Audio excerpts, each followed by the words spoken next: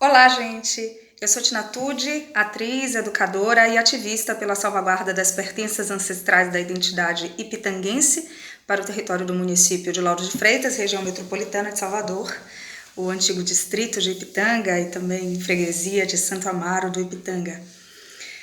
Eu estou aqui hoje a convite da mestra, amiga e parceira de jornada, professora Rosângela Lacioli, para compartilhar com esse coletivo do Conexões do Feminino um pouco da minha trajetória e das minhas reflexões a respeito de aspectos femininos e da feminilidade na reflexão da identidade ipitanguense e também da obra do poeta Tucci Celestino de Souza, porque essa trajetória está bastante entrelaçada.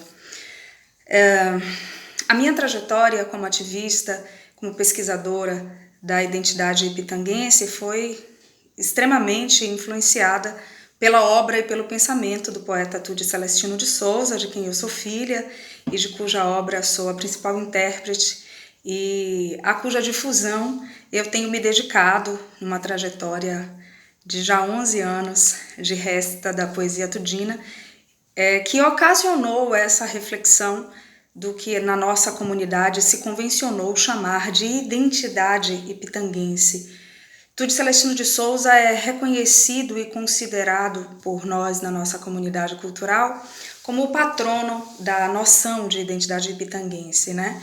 A primeira vez que essa expressão identidade ipitanguense aparece não foi cunhada pelo próprio Tucci Celestino de Souza, mas nós passamos a empregar no âmbito das reflexões por decolonialismo e por reflexões de memória e de salvaguarda de pertenças no âmbito da educação no município de Lauro de Freitas, quando, em parceria com a professora Rosângela Lacioli, através da DAFI, a Divisão de Ações Afirmativas da Secretaria Municipal de Educação do município, nós tivemos a oportunidade de intervir nos currículos programáticos e com a formação dos professores da rede pública municipal de ensino para a reflexão dessas pertenças locais de nossa ancestralidade. A imagem e o pensamento do poeta Tucci Celestino de Souza aparece nesse contexto por ele ter marcado em sua obra uma perspectiva veemente de reparação e de salvaguarda dessa chamada memória ipitanguense, que vem a ser exatamente o reconhecimento dessa pertença, dessa matriz ancestral dos povos inaugurais e da influência tupinambá para a formação da civilização do então território ancestral de Ipitanga, que mais tarde abrigou a freguesia de Santo Amaro do Ipitanga e hoje atualmente é o município de Lauro de Freitas. Tucci Celestino de Souza chegou a Ipitanga, o então distrito de Ipitanga, nos anos 40 para a fundação da base aérea do Salvador. E aqui se estabeleceu tendo ficado encantado com a etimologia do topônimo ancestral Ipitanga.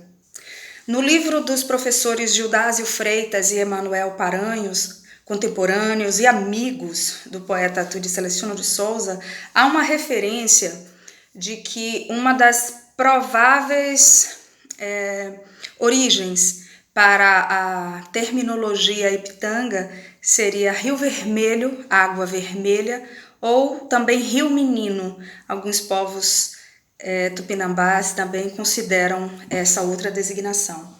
Fato é que esse território ancestral fora fundado por esses tupinambás, tendo expulsado os tapuia, os povos originais, às margens desse rio, considerado um rio de águas vermelhas. Estima-se que, em virtude do alto índice de dióxido de ferro presente nas águas do rio Ipitanga, ele ocasionasse essa coloração avermelhada. A gente está falando de solo ancestral, está falando de um tempo em que aqui no território ancestral de Ipitanga não tinham chegado os colonizadores, os portugueses. Então não se conhecia a língua portuguesa, não se conhecia a palavra água, nem a palavra vermelho. Em linguagem tupinambá, portanto, eles atribuíam o nome por similaridade com coisas da natureza. E havia um fruto muito peculiar aqui nessa região, por nome pitanga, era um fruto avermelhado, um fruto avermelhado. E estima-se que por uma aproximação com uma referência, uma alusão ao fruto pitanga, os tupinambás então diziam que aquela era a região das águas vermelhas, as águas pitanga. Para a nação tupinambá, o I designa o reino das águas. Então, a terminologia Ipitanga quer dizer literalmente em Tupinambá rio vermelho, água vermelha, água cor de pitanga. Tude Celestino achou aquilo absolutamente encantador e poético e decidiu que era nesse lugar que ele fixaria a residência e viria a passar o resto da vida compondo a sua obra poética. Mas como que isso se relaciona com o feminino? Tude Celestino deixou na sua obra um registro veemente, não na poética, mas no seu pensamento, um registro veemente de reflexão e da salvaguarda da memória dessa identidade pitanguense. Ele chegou aqui no território em 1940 para a fundação da Base Aérea de Salvador, viveu aqui até 1989, a data da sua morte, compôs dos anos 40 até o último verso, sempre situando toda a sua obra em Ipitanga, ou Santo Amaro do Ipitanga, mas nunca se referia a Lauro de Freitas. Há registros da época do nosso processo emancipatório de que muitas pessoas tentaram convencê-lo a apoiar a nova denominação do topônimo da emancipação, Lauro de Freitas. Mas para o poeta, a mudança do nome do então distrito de Ipitanga para o município de Lauro de Freitas não só não constituiria a devida reverência e homenagem ao ilustre engenheiro Lauro Farani Pedreira de Freitas, a personalidade homenageada no topônimo, porque o entendimento do poeta Tude Celestino era: Lauro de Freitas nunca esteve em Ipitanga, Ipitanga não recebeu companhia férrea, então toda a representatividade de Dr. Lauro para o fomento da ferrovia na Bahia não se aplicava à perspectiva de memória e de pertencimento desse território de Ipitanga. Então, no entendimento do poeta Tude Celestino, a atribuição do topônimo Lauro de Freitas ao distrito de Ipitanga não só não era uma reverência adequada à memória de Dr. Lauro, como de fato o tempo demonstrou ser mesmo, né? No município de Lauro de Freitas, pouco se sabe quem é Lauro de Freitas, então é de fato, como o poeta previu, uma homenagem que deshomenageia.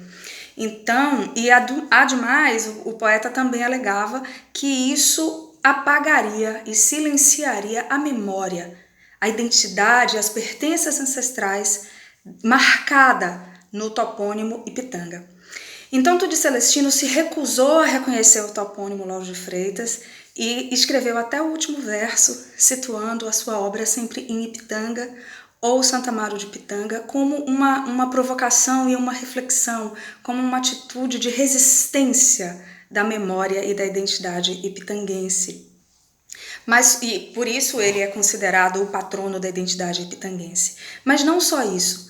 Quando, de fato, no processo emancipatório, o topônimo Lauro de Freitas nos foi atribuído, ainda tentando convencê-lo, por ser um homem à sua época de grande influência social e intelectual, no então distrito de Ipitanga, era um grande agitador cultural que promovia grandes saraus na cidade, que reunia toda a intelectualidade e os artistas.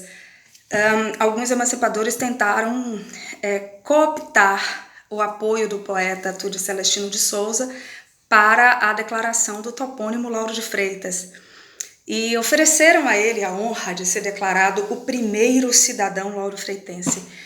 Ele recusou o título, alegando que ele não concordava com o topônimo Lauro de Freitas, não por não achar que fosse devida uma homenagem a Dr. Lauro, mas por considerar que nunca seria possível que, para enaltecer a memória de um único indivíduo, se desmerecesse e se silenciasse a memória de todo um povo.